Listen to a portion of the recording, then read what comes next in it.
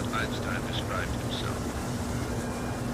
In 10 years, Einstein went from high school dropout to formulator of the theory of relativity. How? Why? What can we learn from his career about our most precious resource, the human mind? I believe that one of the strongest motives that lead men to art and science is flight from everyday life with its painful harshness and wretched dreariness.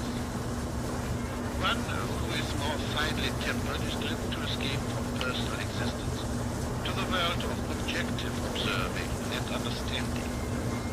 This motive can be compared with the longing that irresistibly pulls the city dweller away from his noisy, cramped quarters towards the silent, high mountains. Man tries to make for himself, in the fashion that suits his taste, a simplified and intelligible picture of the world. He then tries, to some extent, to substitute this cosmos of his for the world of experience, and thus to transcend it. This is what the painter, the poet, the philosopher, and the natural scientist do, each in his own way. Albert Einstein's discoveries in physics range from the molecular to the universal. His formative years, the years of his unequaled creativity, were spent here in Switzerland. In his education and his character may be revealed answers to the riddle of all genius.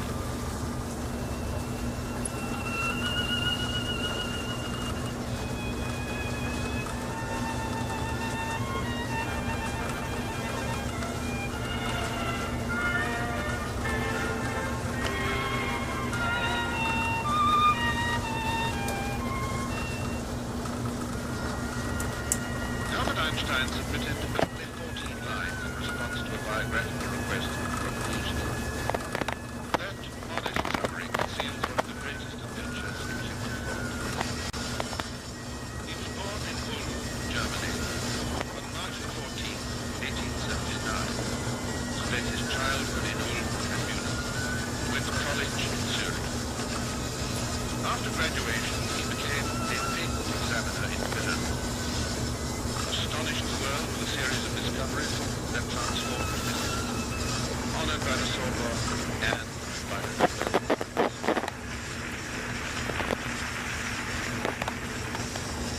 He returned to his native Germany only to be driven out by the Nazis with other intellectuals like Thomas Mann.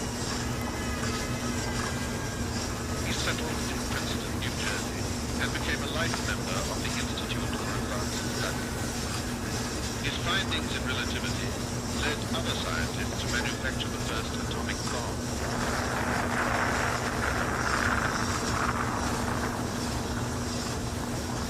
But Einstein had no part in the making of the bomb and urged nations to renounce it as a weapon of war. Einstein spent his last years at the Institute seeking to develop a unified field theory that would integrate all natural phenomena. He was 76 when he died on April 18, 1955. He asked that there be no ceremony, no shrine. Einstein's achievements have been enshrined in memory and time. To trace the nurturing of his genius, one must go back to 1895. In the late summer of that year, a troubled but determined young man of 16 arrived in Zurich. Albert Einstein had fled without a diploma from the rote learning of an authoritarian secondary school in Munich. Einstein came to Zurich. As Einstein explained it, it followed from the special theory of relativity that mass and energy are but different manifestations of the same thing, a somewhat unfamiliar conception for the average mind. Furthermore, the equation E is equal mc squared, in which energy is pretty equal to mass multiplied with the square of the velocity of light, showed that very small amount of mass may be converted into a very large amount of energy, and vice versa. The mass and energy were in fact equivalent, according to the formula mentioned above. This was demonstrated by Krier and Walton in 1932 experimentally. Einstein's hypotheses were to be confirmed by the unlocking of the atom, the development of nuclear energy, and the making of an atomic bomb. Einstein's energy encompassed even more than the theory of relativity. Einstein was happy in Switzerland. There, man is left to himself and his privacy is respected. That privacy was lost irrevocably after the First World War. The name Einstein became a household word, a symbol of man's yearning to salvation through science. His overriding concern was that man learned to control the forces science had unleashed. To give any estimate of when atomic energy can be applied to constructive purpose is impossible. What now is known is only how to use a fairly large quantity of uranium. The use of quantities sufficiently small to operate, say, in a car or an airplane is as yet impossible. Presumably, all materials which may be used for such purposes will be among the heavier elements of high atomic weight. Those elements are relatively scarce because of their lesser stability. So, though the release of atomic energy can be, and no doubt will be, a great boon to mankind, that may not be for some time. Despite his renown, the design of the century remained simple and unassuming in his person. The secret of Einstein's genius may well lie in his simplicity, his childlike curiosity, his complete concentration, his playful visual imagination, and his openness to the symmetry of nature. But there is something else. The human intellect is a delicate flower, said Albert Einstein. His career reveals how we must nurture the mind to help liberate man from dogma and deception. I am one small piece of nature.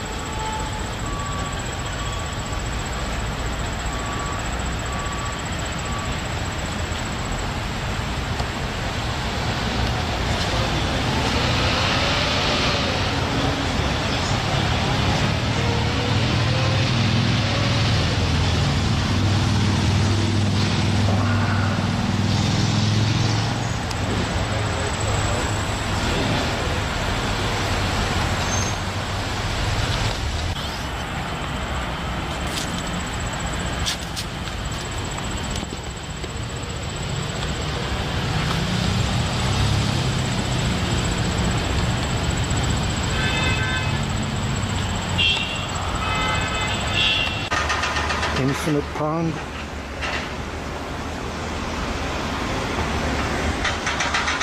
Vietnam War Memorial. Monument to Albert Einstein.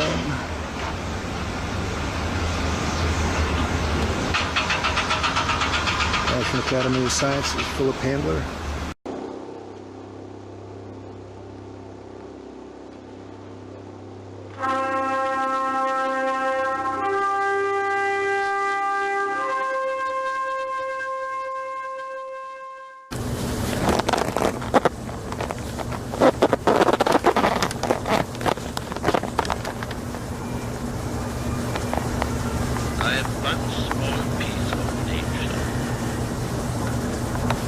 Albert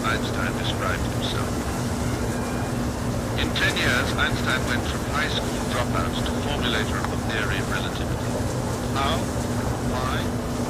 What can we learn from his career about our most precious resource, the human mind?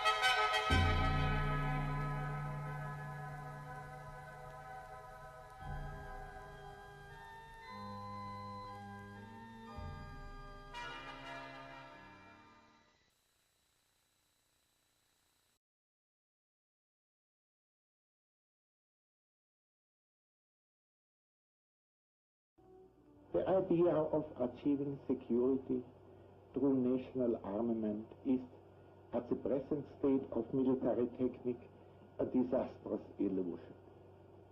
The hydrogen bomb appears on the public horizon as a probably attainable goal. Its accelerated development has been solemnly proclaimed by the President. If successful, radioactive poisoning of the atmosphere and hence annihilation of any life on Earth has been brought within the range of technical possibilities. That was an exclusive statement which Professor Einstein made for the NBC cameras 5 years ago, in which he warned that the products of his genius, atomic bombs, were a menace to mankind. The professor often left the scientific world to speak on moral and political issues, especially those posed by atomic energy. Is there any way out of this impasse created by man himself? All of us, and particularly those who are responsible for the attitude of the US and the USSR, should realize that we may have vanquished an external enemy, but have been incapable of getting rid of the mentality created by war. It is impossible to achieve peace as long as every single action is taken with a possible future conflict in view. This is the formula which summarized Einstein's theory of relativity, a theory which gained him a Nobel Prize. Einstein took mass, or the atomic weight of a substance, and the speed of light, which is constant, and expressed their relation to energy in a simple equation. E equals mc squared. Another formula proposed by Dr. Einstein with a twinkle in his eye involves success in life. The rule, he would say, might be expressed as follows. Success equals x plus y plus z. X being work, y being play, and z keeping your mouth shut.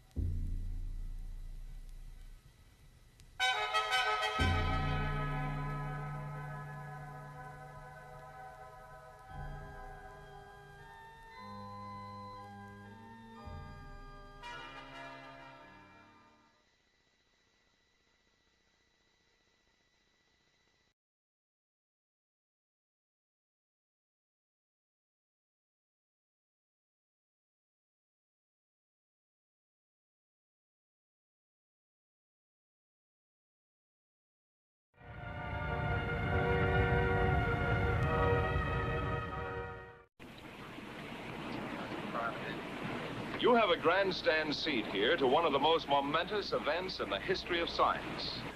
In less than a minute, you will see the most powerful explosion ever witnessed by human eyes. The blast will come out of the horizon just about there. And this is the significance of the moment. This is the first full-scale test of a hydrogen device. If the reaction goes, we're in the thermonuclear era. For the sake of all of us, and for the sake of our country, I know that you join me in wishing this expedition well. It is now 30 seconds to 0 time. Put on goggles or turn away. Do not remove goggles or face burst until 10 seconds after the first light.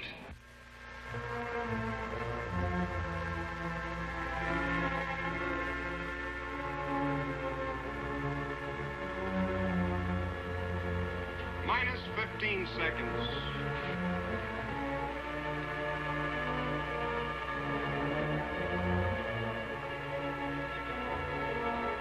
Minus 10 seconds. 9, 8, 7, 6, 5, 4, 3, 2, 1, T0.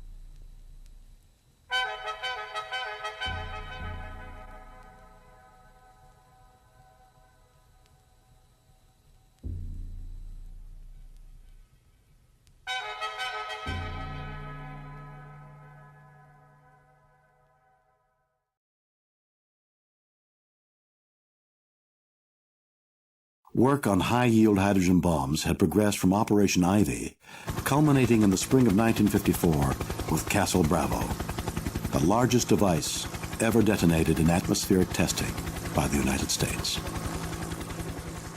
Bravo was a hydrogen bomb using solid thermonuclear fuel, confirming the designs of Edward Teller and Stan Ulam, and paving the way to producing aircraft-deliverable hydrogen bombs and more effective weapons.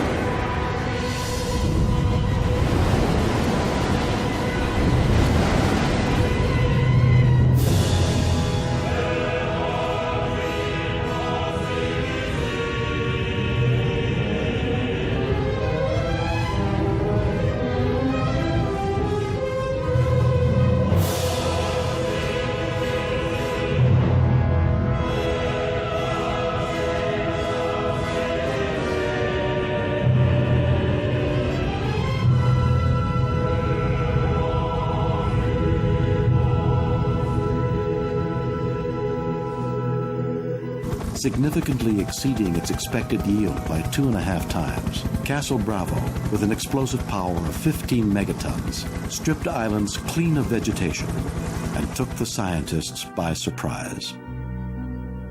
The huge explosion released large quantities of radioactive debris into the atmosphere. This resulted in the exposure and contamination of some servicemen, natives, and the crew of a Japanese fishing boat, which had gone unnoticed in the security zone around the blast. This incident pushed the dangers of fallout from nuclear weapons clearly into the public mind.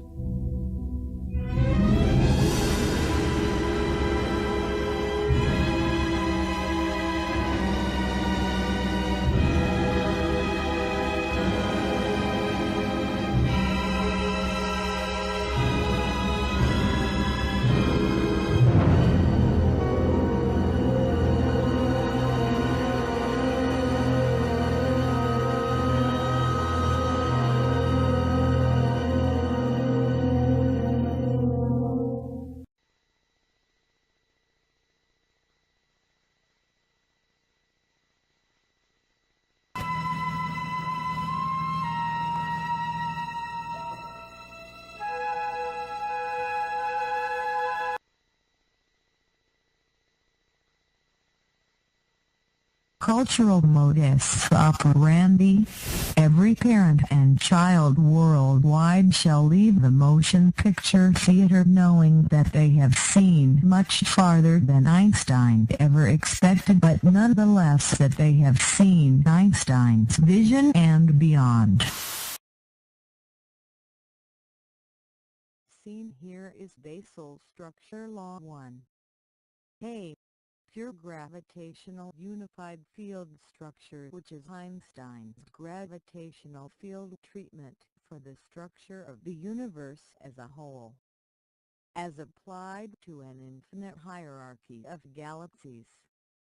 This law is a solution of Einstein's field equations of gravitation in a static, symmetric, pre-established infinite hierarchical state. This structure law 1 is, quote, infinitely certain, end quote, according to Andrea Clune of Georgetown, Washington, D.C. in the Wisconsin House at 2712 Massachusetts Avenue. Promotion. Spirit and enthusiasm could be empirical proof that God exists and can't live in the terra firma of the human soul or amid the vital nucleus of the brain of all living creatures.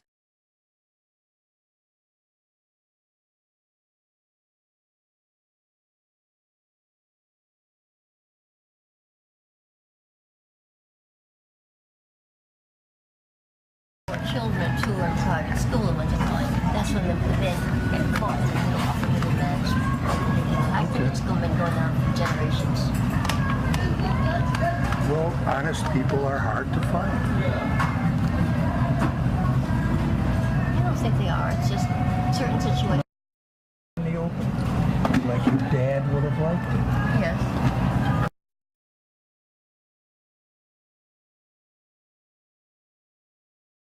From the biography Settled is the Lord by Abraham Hayes, page 464. The universe as a whole in 1923. Does field theory offer possibilities for the solution of the quantum problem? In 1923 Einstein was 44 years old and continued to live in a finite island universe which was not a physical reality. In 6th grade Timothy Krier recognized many other surrounding galaxies and examined the resultant gravitational field which permeated throughout his experience. Classroom, schoolyard, entire Earth shared by all men. In 8th grade he delivered his 10 Commandments report to school principal Helen F. Stoner by 44 years old. For Einstein, the reality of galaxies not recognized by Einstein would forever doom Einstein to failure. By 11 years old, for Timothy Krier, the reality of galaxies recognized by Timothy Krier would complement Krier's attempts to unify matter and fields since 4 years old and make it easy to far exceed Einstein. For any doubts about that, contact Gross at capi.uxb.edu and Hartle at physics.uxb.edu.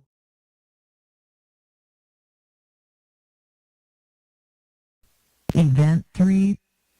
Timothy in the summer of 1950 takes his usual evening walk with his father G.F. O'Boyle, and since O'Boyle moves quickly, he always reaches down to pick Timothy up and places him on his shoulders.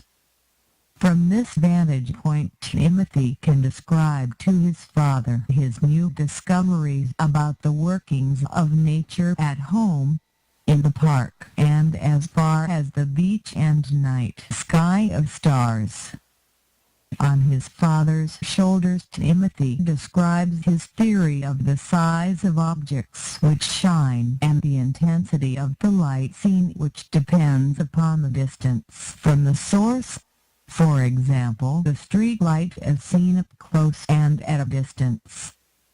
That description to his father, together with his request to go with his father and see the tennis court and then the baseball field and describe the sameness of hitting the ball with the bat or tennis racket, very much pleases his father, who then points out with his hands that the sun seen rising in the morning attracts the earth like the earth attracts the ball, which Timothy had pointed out. However, Timothy's dad is a poet and a sculptor, and goes on to elegantly describe the sun, earth, planet, solar system. Timothy's dad goes on to tell Timothy that he can see and feel the earth rotating, and Timothy's father describes with his hands both the rotation of the earth by itself and around the sun, and he tells Timothy that he can see these beautiful rotations when he goes to the beach in the morning with his mommy. As a matter of fact, it is every night as they walk that they together go to Dad's art studio, which is then his grandfather's auto paint and fender repair shop on Clark Street Avenue. Timmy's dad is a sculptor and has carved the body of a leopard out of wood and is using that as a mold with dried liquid plaster in which bronze metal is heated, melted to a liquid and poured in the leopard mold.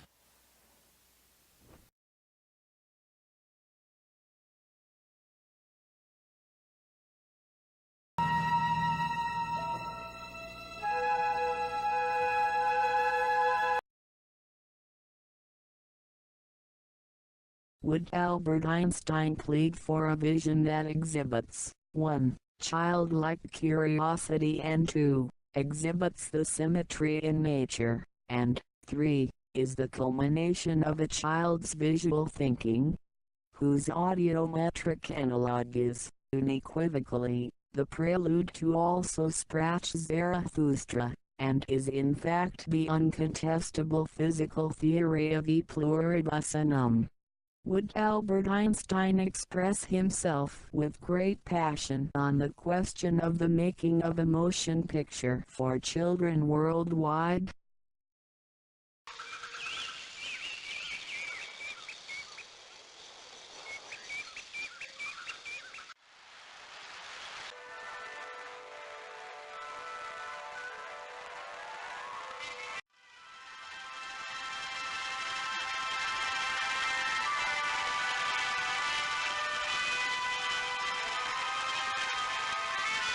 For children to learn private school with a mind. That's when they then get caught and go off into the management.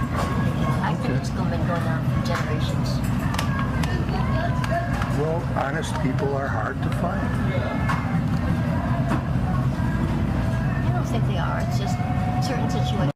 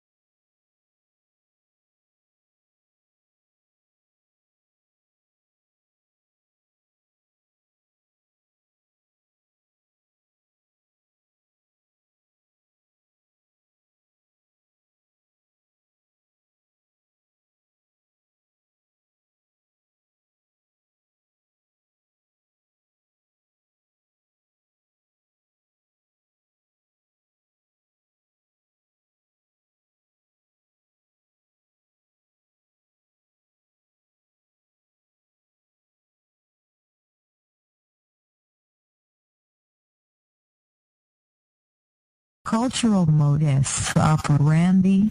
Every parent and child worldwide shall leave the motion picture theater knowing that they have seen much farther than Einstein ever expected, but nonetheless that they have seen Einstein's vision and beyond.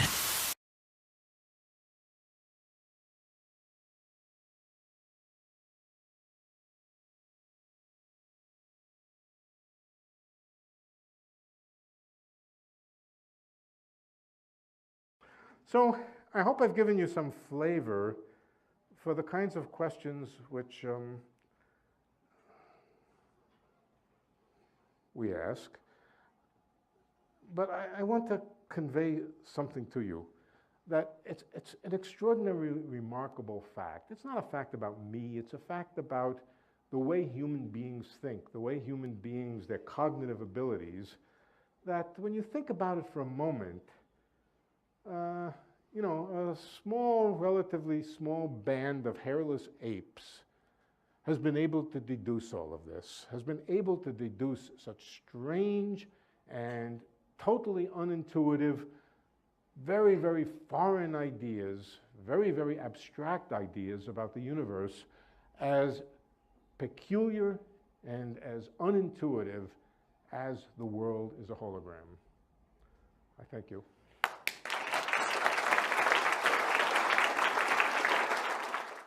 It is my great pleasure to welcome you to the second of Lenny Suskind's 3 messenger lectures. Based on the number of people who stepped up to us and introduced themselves to Lenny and tell him how thrilled they are to meet him in person. Cornell's messenger lectures were established in 1924. Oh, can I ask you to call me by my actual given name, Leonardo?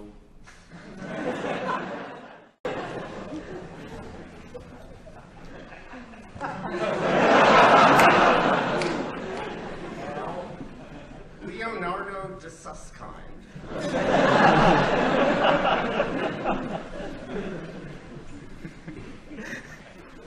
By a gift from Dr. Hiram de Messenger, Dr. Hiram Messenger, a Cornell graduate of 1880 and a longtime teacher of mathematics.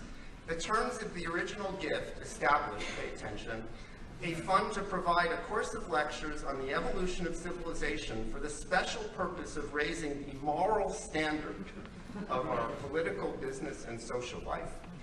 The terms of the original gift established, pay attention, a fund to provide a course of lectures on the evolution of civilization for the special purpose of raising the moral standard of our political, business, and social life.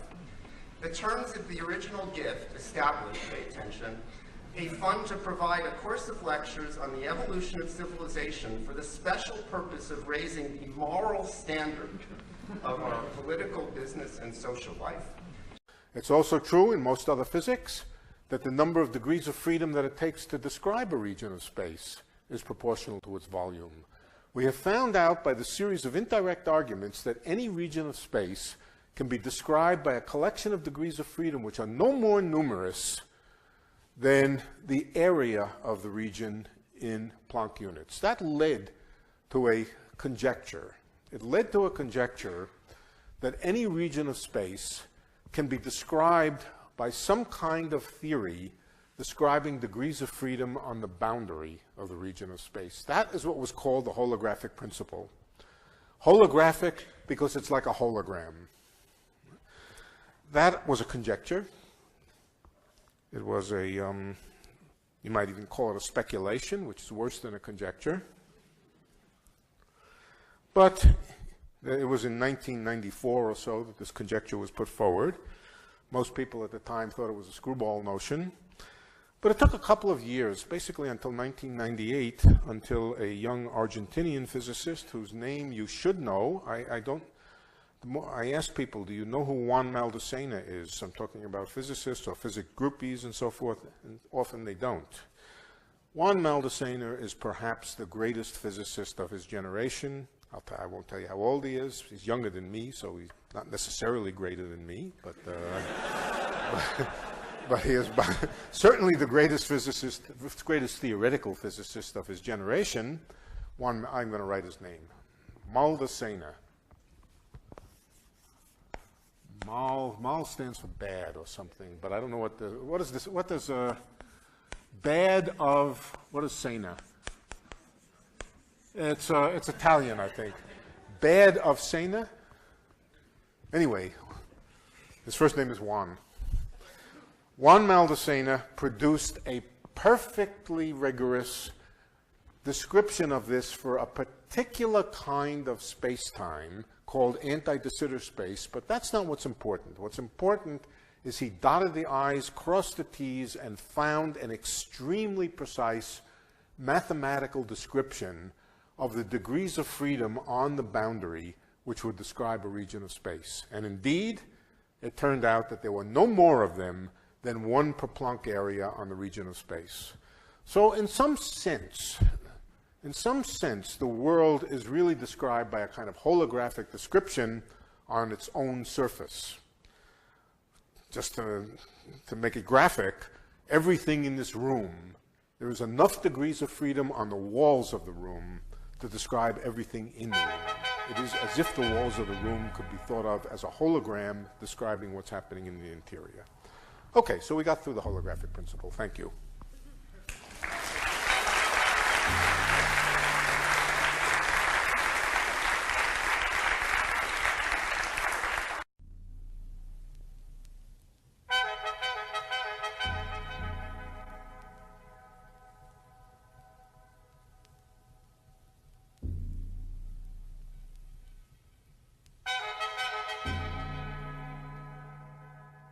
We have found out by the series of indirect arguments that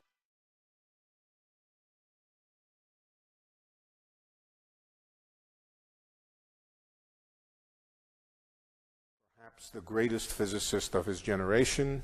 I won't tell you how old he is. He's younger than me, so he's not necessarily greater than me, but he is certainly the greatest physicist, greatest theoretical physicist of his generation. Out by the series of indirect arguments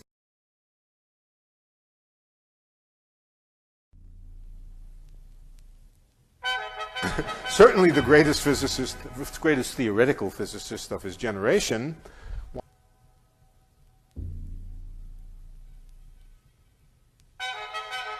couple of years, basically until but it took a couple of years, basically until but it took a couple of years, basically until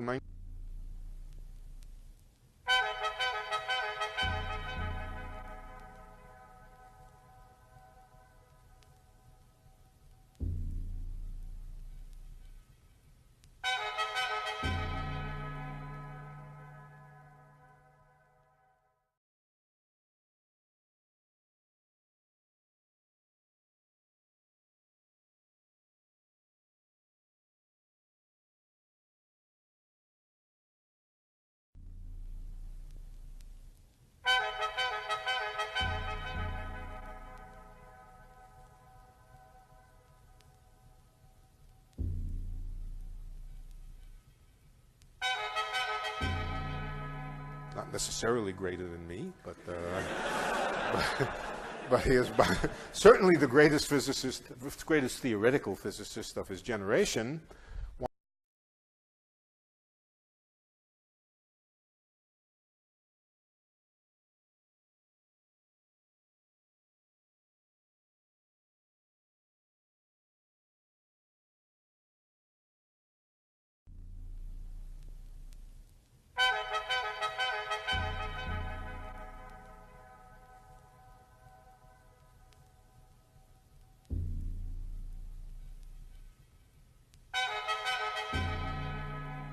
Not necessarily greater than me, but he is certainly the greatest physicist, greatest theoretical physicist of his generation.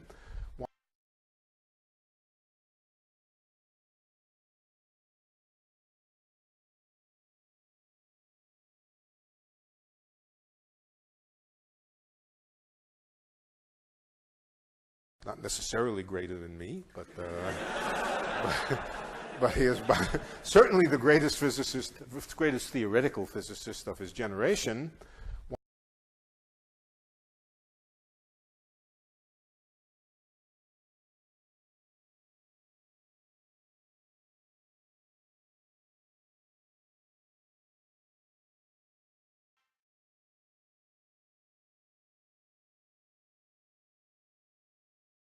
Well, honestly, I don't feel like doing this. This is not something I'm going to enjoy. Why am I doing it? I've decided that I will make a little video and put it on my website. It's a rather popular website. Many, many people see it. And I am going to say something now that may make you uncomfortable. It makes me very, very uncomfortable. But here it is. I'm going to read it.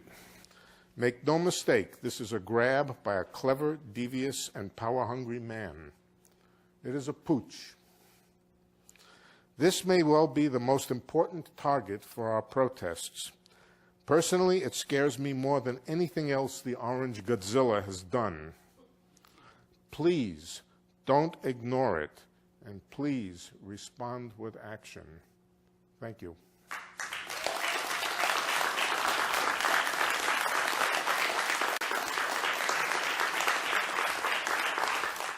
Make no mistake, this is a grab by a clever, devious, and power-hungry man. Power, power, power, power, power. Thank you. Thank you. Thank you. Thank you.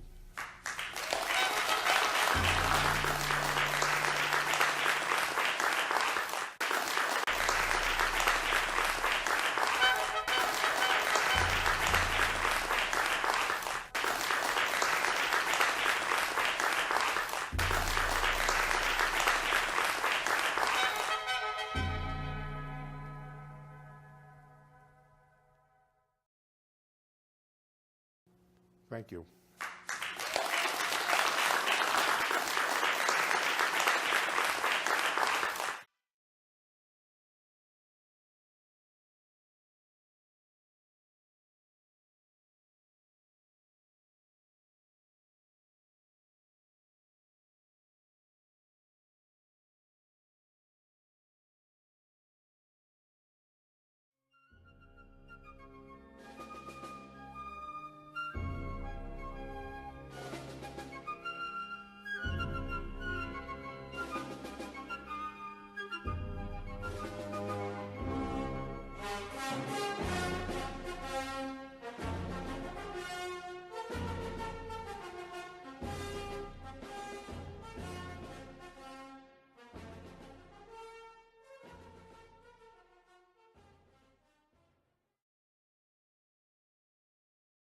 We have found out by the series of indirect arguments that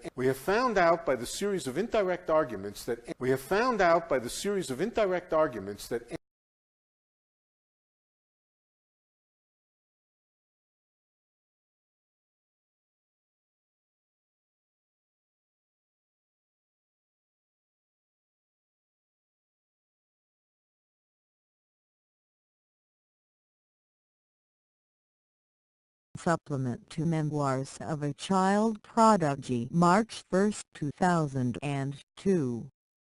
Subject: Kindergarten and First Grade, Brantano Elementary School. Force, Momentum, and Psychiatry. Event 4B. Timothy began kindergarten and first grade at Brantano Grammar School, Chicago, Illinois. Kindergarten was extraordinarily boring. However, arriving in first grade, Timothy was excited, energetic, and very participatory in answering questions by the teacher to the class in general. Reading and arithmetic were exciting for Timothy, until the class arrived at the picture in the word book entitled Beck and Jane. The book had a page with drawings of Beck and Jane and Spot, their dog. Dick had a bat and was hitting a baseball which Spot was chasing while the ball was in flight after being hit by Dick with the bat. The words below the drawing read aloud in the class were "Go ball. Go. Go. Go. Go Spot. Go Spot. Go. Go." Timothy was confused and inquired of the teacher, "How can you tell the ball to go?" Timothy emphasized to the teacher that, "You can't tell Spot to go and he will go. Go. Go. But you cannot tell the ball to go. To make the ball go." The teacher would not reply, except to say that you could tell the ball to go. Timothy was shattered and disappointed, especially with someone he respected so much, that was then feeding him nonsense compared to the theory of baseball and tennis and the momentum of cars and trucks, which Timothy described to his father and grandfather in spring and summer of his 4th year. Timothy flat out abruptly quit participating in the class and volunteering answers to the teacher's questions. The teacher noticed and was sad. It turns out 44 years later that the quantum field theory of Brian Greene, David Gross, Ed Witten, Michio Kaku has messenger particles which, far worse than the above, violate and desecrate all of Newton and Einstein's laws of motion and common sense. Moreover, Richard P. Feynman in QED, Strange Theory of Light and Matter 1985, says that the laws of quantum field theory are counterintuitive and strange, and for the revelation, the above crackpots Greene, Gross, Kaku censor Feynman and his revelation QED, The Strange Theory of Light and Matter 1985. There will be no insanity in the film on the child's atomistic hierarchy and Einsteinian hierarchical cosmology and gravitation. There will only be common sense visual thinking a la Krier, Einstein, D. Broglie and Yuan Cheng of China. In the film on the child's atomistic hierarchy there will be no quantum field theory or confusion of children with illusions and illusions that one can't tell a particle to come closer. For children who are in private school and what they call it, that's when the men get caught and they go off into the management. I think it's been going on for generations. Well, honest people are hard to find.